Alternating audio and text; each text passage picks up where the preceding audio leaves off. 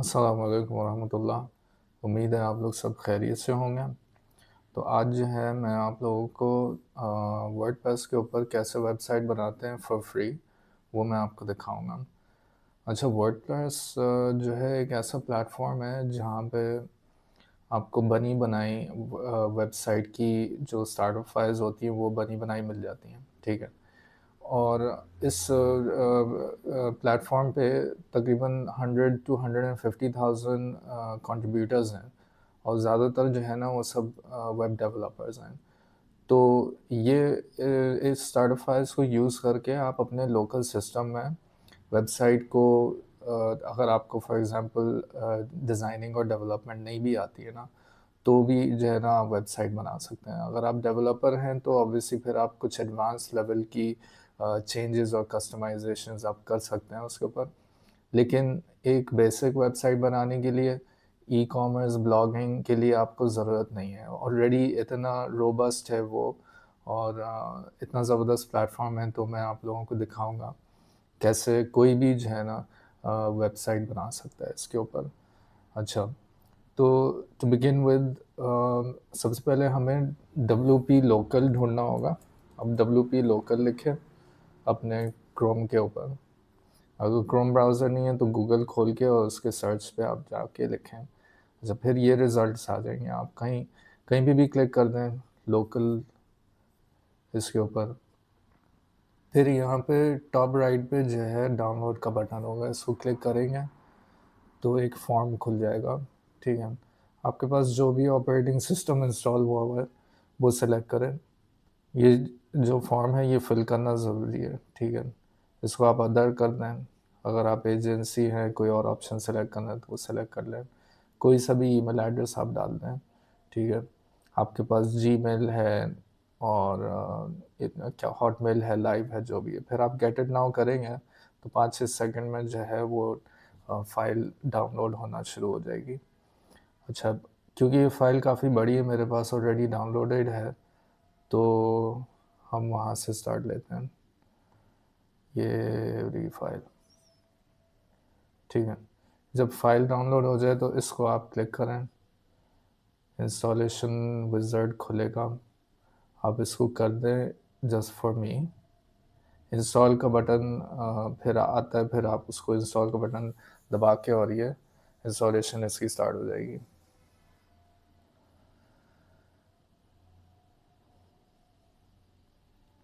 ये तकरीबन 777 एमबी की फ़ाइल है।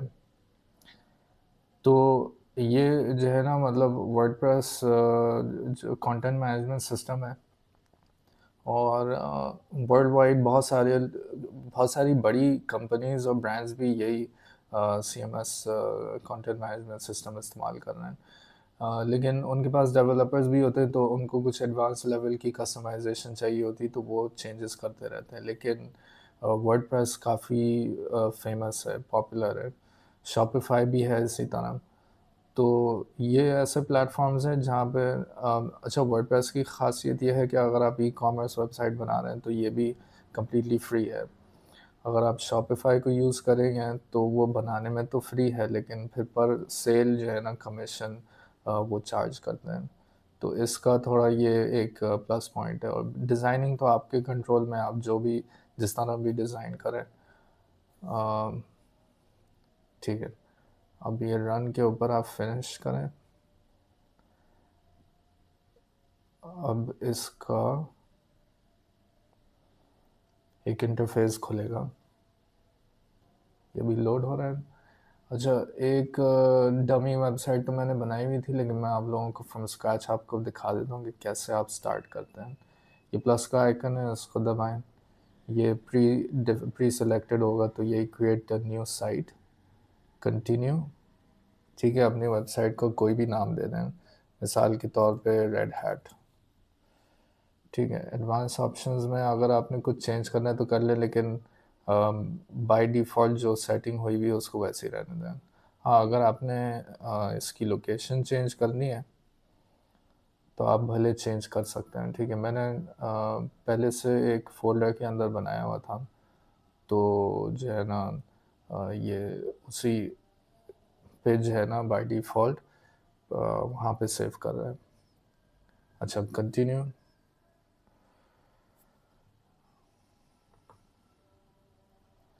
अच्छा, यूज़र नेम और पासवर्ड बहुत ज़रूरी है। अभी तो मैं सिंपल एडमिन एडमिन कर लेता हूँ, ठीक है, और ये एज इट इज़ रहने दें, ठीक है। इसको हमें ये मल्टी साइट्स के लिए, अभी तो आप सिंगल साइट बना रहे होंगे तो आप नो रखें इसको, ठीक है। Admin admin add site. बस अब ये जो है ना, जो फाइल्स चाहिए होती हैं एक वेबसाइट को स्टार्ट करने के लिए, वो स्टार्टअप फाइल्स आपको दे देगा, ठीक है। और ये अभी ऐड कर रहा है और सारी सर्विसेज को ऑन कर रहा है। फिर इसके असल में जो वेबसाइट होती है ना, उसके 3-4 सेगमेंट्स होते हैं। एक फ्रंट एंड होता है, वो कम्प्लीटली डिफरेंट डिज़ाइन और कोडिंग होती है उसकी। फिर बैक एंड होता है उसका। अच्छा सॉरी, इसमें क्या है कि ये अगर आपके पास एंटीवायरस है ना, तो उसको आपने अलाउ करना होगा। यहाँ पे जाके आप अपने एंटीवायरस को सिलेक्ट करें और ये आई ट्रस्ट दिस ऑब्जेक्ट, ठीक है। इस तरह का अगर कुछ हो तो आपको ये अलाउ करना पड़ेगा, क्योंकि वो बाय डिफ़ॉल्ट अभी स्टार्ट कर रहा है, सेट कर रहा है, ठीक है। तो जैसे मैं आपको बता रहा था, बैक एंड की अलग कोडिंग होती है, उसकी अलग फाइल्स होती हैं। फिर आपका डेटा कैसे ट्रैवल कर रहा है वेबसाइट के ऊपर, मतलब डायनामिक भी होती है ना वेबसाइट। अगर आपके पास कोई कॉन्टैक्ट फॉर्म है तो उसके ऊपर यूज़र आके कुछ इन्फॉर्मेशन डाल रहा है और सबमिट कर रहा है, तो सबमिट करने के बाद वो डेटा कहाँ जा रहा है, उसके लिए एक डेटाबेस होता है। तो ये डेटाबेस भी सेटअप करके देता है। फिर इसको एक पर्टिकुलर डोमेन नेम के ऊपर चलाना, इंस्टॉल करना, ये सारी फाइल्स उठा के जब वेबसाइट तैयार हो जाए तो डोमेन पे फिर आपने शिफ्ट करना होता है।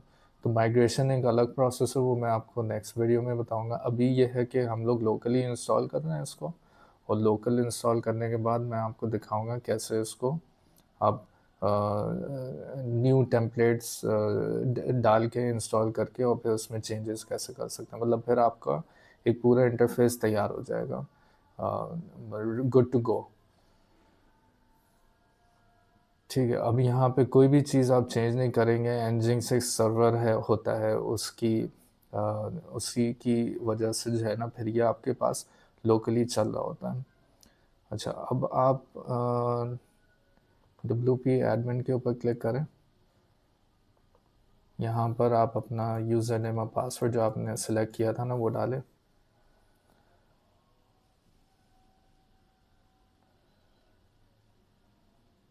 तो ये खुल गया है, ये आपकी पूरी वेबसाइट तैयार हो गई है, सही है। अब यहाँ से जो है ना, आपने फॉर एग्ज़ाम्पल थीम्स में जाना है। थीम्स में जाके आप ऐड अ थीम करें। तो ये इंटरनेट से जो है ना सर्च करके देखें, तकरीबन 7,994 थीम्स हैं। कोई से भी थीम आप सिलेक्ट कर लें, मिसाल के तौर पे ब्लॉक्सी है। अगर कोई नाम याद है तो करें, फिर इंस्टॉल करें। अच्छा, जब ये इंस्टॉल हो जाए ना, तो ये तो आपने WP एडमिन के अंदर लॉग इन किया था। ये बेसिकली डैशबोर्ड है, इसी के थ्रू जो है ना आप सारी पेजेस भी क्रिएट करते हैं, ब्लॉग्स के पोस्ट क्रिएट करने हैं। और जैसे मैंने अभी थीम को सिलेक्ट करके जो है ना इसको इंस्टॉल किया है, अभी इंस्टॉल हो रहा है। तो डिपेंडिंग ऑन योर इंटरनेट की स्पीड के कितनी स्पीड है, वो उसको डाउनलोड करके इंस्टॉल करेगा। फिर आपने सिर्फ ये एक्टिवेट का बटन दबाना है और ये सारी जो प्री डिफाइंड थीम है, डिज़ाइन है, वो बन जाएगा। अच्छा, अब अगर आपने इसको चेक करना है तो आप सिंपली जाएंगे वापस इस पे WP लोकल पे, ओपन साइट करेंगे तो ये देखिए वेबसाइट खुल गई है। पेजेस यहाँ पे जो है ना सिर्फ एक सैम्पल पेज है, ठीक है, और एक और ड्राफ्ट हुआ पेज है। अब वापस अगर थीम में जाते हैं तो ऊपर जो है ना, ये जैसे फॉर एग्ज़ाम्पल हर थीम के साथ एक कंपेनियन होता है।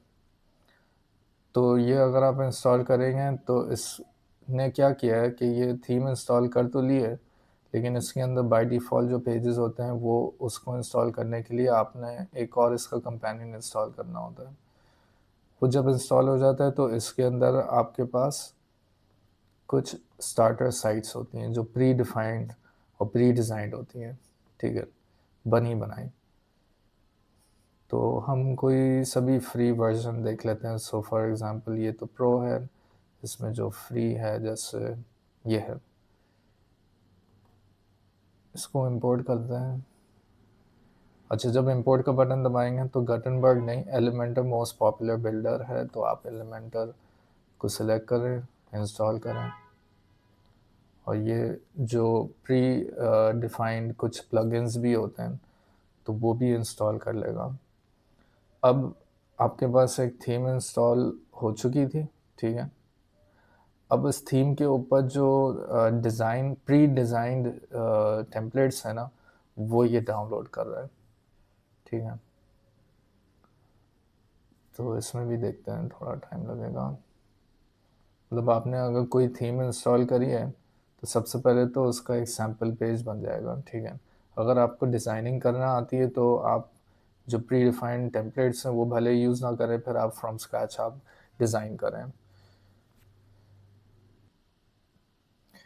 अच्छा, ये अब जो है ना इंस्टॉल हो गई है टेम्पलेट, तो आप चाहे तो इसको यहाँ से क्लिक कर लें या यहाँ पे आने के बाद ओपन साइट करें, ठीक है। जो पहले दिखाई थी वो एक सैम्पल पेज है ना बना हुआ आ रहा था। अब हम लोगों ने क्योंकि एक टेम्पलेट डाउनलोड कर लिया है, ठीक है, तो ये देखिए बनी बनाई वेबसाइट। अब इसमें आपने चेंजेस करने हैं, पिक्चर्स रिप्लेस कर लें, टेक्स्ट चेंज करना है तो आप ये सब चेंज कर सकते हैं, ठीक है। अच्छा,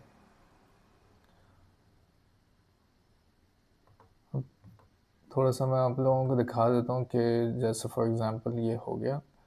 प्लगइन्स के सेक्शन में जाएंगे तो यहाँ से पता चलेगा कि इसने प्लगइन्स कितने इंस्टॉल किए हैं उस वेबसाइट को चलाने के लिए। प्लगइन बेसिकली क्या होता है कि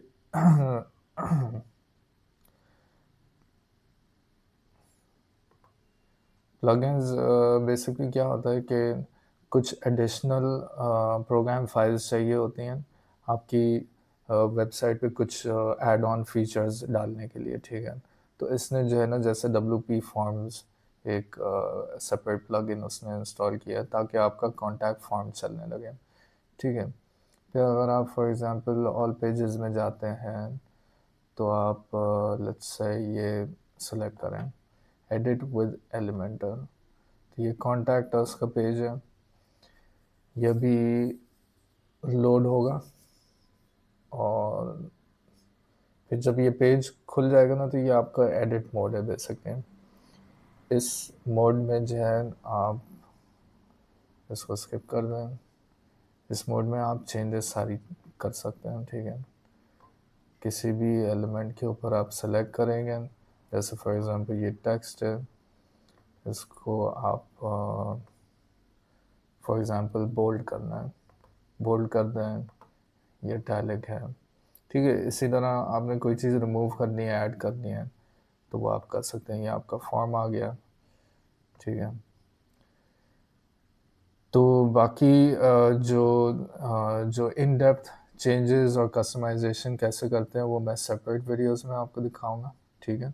अभी इस वीडियो का पर्पस ये था कि आपको अपने लोकल सिस्टम में कैसे इंस्टॉल करते हैं और टेम्पलेट्स को कैसे यूज़ करते हैं, और फिर जो है ना आप उसकी एडिटिंग और डिज़ाइनिंग खुद शुरू कर दें। तो ये सबसे बेस्ट तरीका होता है। अगर आप कुछ लोग होते हैं जो ऑनलाइन चेंजेस कर रहे होते हैं लाइव, तो उसमें प्रॉब्लम ये होती है जैसे लाइट चली गई या इंटरनेट डिस्कनेक्ट हो गया तो जितनी भी चेंजेस होती हैं फिर वो करप्ट हो जाती हैं, कभी कभार वेबसाइट भी करप्ट हो जाती है। सबसे बेस्ट तरीका ये है कि आप अपने लोकल सिस्टम में डाउनलोड करें WP लोकल को, जब तसल्ली हो जाए वेबसाइट तैयार हो जाए फिर उसको माइग्रेट करना है। माइग्रेशन भी एक अलग प्रोसेस है, वो एक सेपरेट वीडियो में इंशाल्लाह बताऊंगा, ठीक है।